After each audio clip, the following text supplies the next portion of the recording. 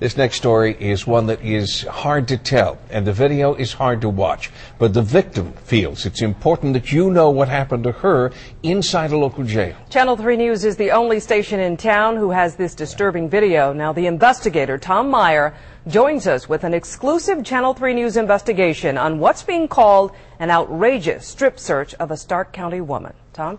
Well, Hope Steffi has sued the Stark County Sheriff, accusing deputies of using excessive and brutal force. The sheriff denies the allegation. Now, this story may be hard to watch, but the victim and her husband want me to show you what happened in hopes that you and those you love will never experience a night like this. You're going on precautions. Hope Steffi is scared to death. Her husband, a high school educator, I want to show you this, okay? Can't believe what he's watching on videotape as Stark County Sheriff deputies pin his wife down to a jail cell floor. Just relax. Okay, just relax. What are you doing? You don't treat people like this. Stop. I don't think murderers are treated like this. Steffi weighs 125 pounds. She's in handcuffs, face down.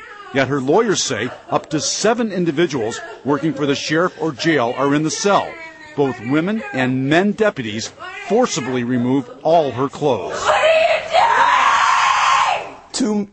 Two males holding her down as she's butt naked. That's wrong. The video, obtained exclusively by Channel 3 News, gives us a rare inside look at what can happen to you or a loved one, even if you're the one who calls police for help. What did she say? She said she felt like she was raped without penetration. Back to this disturbing video in a moment. First, how did Steffi wind up in the sheriff's custody? Amazingly, it started with a 911 call for help. Who's crying? The girl that got attacked, my second cousin. Okay, what is she hurt? She has a cut on her nose that's bleeding, and there's a patch of hair on the ground beside the car. A deputy responds to a report of an assault. Hope Steffi is identified as the victim, the one who needed help. But when help arrives, things get even worse. Hope was not treated as the victim. The situation gets complicated. Steffi says she accidentally turned over the wrong driver's license. It belonged to her sister who passed away. Steffi keeps it as a personal memento. Despite her pleas to return it, her lawyer says the officer refuses. The officer had said to her, "Shut up about your dead sister." The sheriff denied that allegation in a written response to Steffi's lawsuit. He accuses the injured Steffi of starting the altercation with a deputy.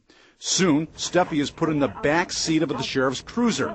Listen closely on dash cam video as Steffi's friend reassures her that she's the victim and that nothing will happen to her. I know you didn't do anything, Hope.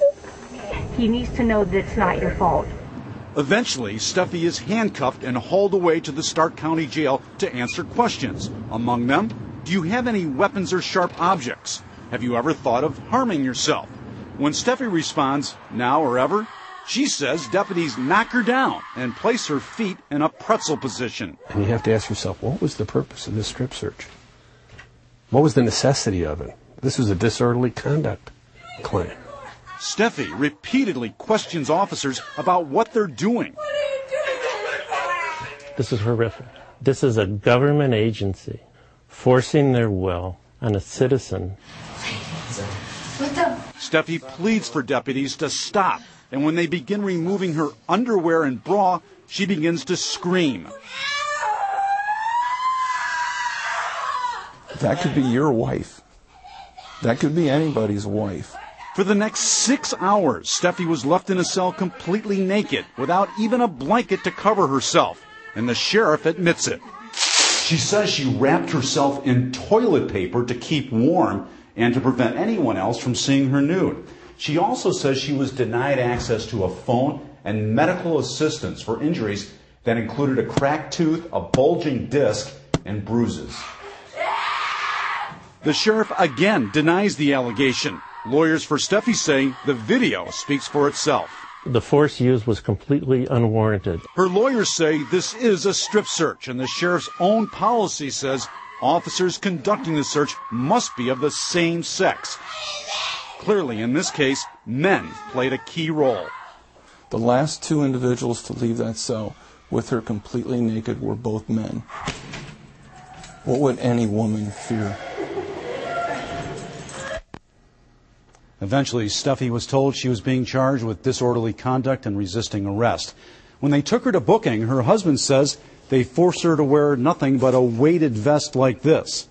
Tomorrow night at 11, new exclusive video and questions about whether all jailhouse video was released. Tim?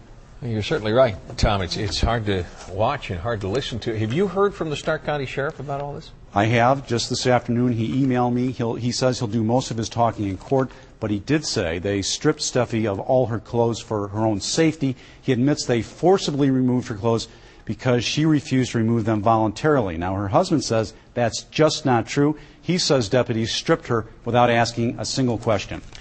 All right, Tom. Thank you. More on this tomorrow, Tom. Thank you. Tom.